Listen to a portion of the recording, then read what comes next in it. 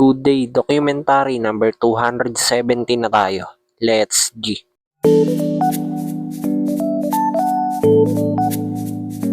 Yan mga tol, hindi kami makabase agad-agad kasi lakas ng ulan dito sa labas, pati ang hangin medyo malakas. Ayan no. Yan, maaga palang pumunta si Gab dito sa bayan. Wala na palang ulan mga tol, ambon na lang. Let's go.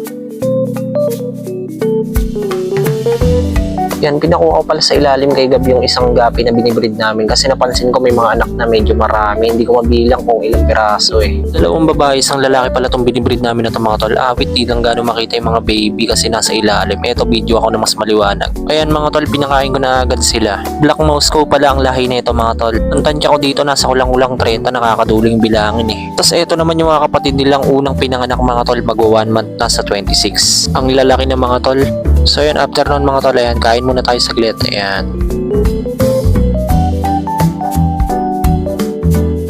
Yan, no, kala ko kung sino yung pumasok. Ayan, si Karen pala. Ayan, sila Ate Beth. Biglaan ulit yung pagbisita nila. Yan, syempre, merienda muna kami mga tol. Bumili ng merienda sila Ate Beth. Tapos pinartneran namin ng ice coffee. Solid nung nag-walk-in na customer sa loob mga tol. Ayan yung mga ice coffee niyang in-order oh. 6 yata yan. Tapos may ginagawa pa si ate dito sa loob. Okay na mga tol. Eto, nailabas na ni ate lahat. Salamat kay GOD at sa customer. 11 pieces yun mga tol. Tapos eto, uwi na si Gab. Sinundo na ng tatay niya kasi nung oras na hindi na siya pwede magpagabi.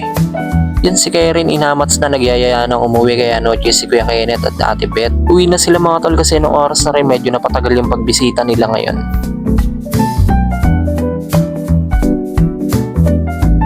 After nun, eto may dala akong damit. Punta ako dito sa bahay nila ate, maliligo lang ako saglit. Ayan, sinalubong agad ako ni mga madam mo. Kala mo hindi ako nakita ng 1 taon. Okay na mga tol, mabilis lang. Ayan, all black tayo for today's video. Ayan, let's go mga tol. Pagdating ko ng store, kumuha lang ako ng pera. Eto, pumunta ako sa grocery, may bibili lang ako saglit.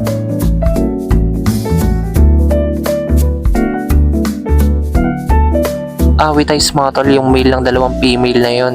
Sineparate ko, eto. Tinamaan ng drops yung sakit na mahirap pagalingin. Yung kinamatay ng beta fish na si Cyclops kung naaalala nyo.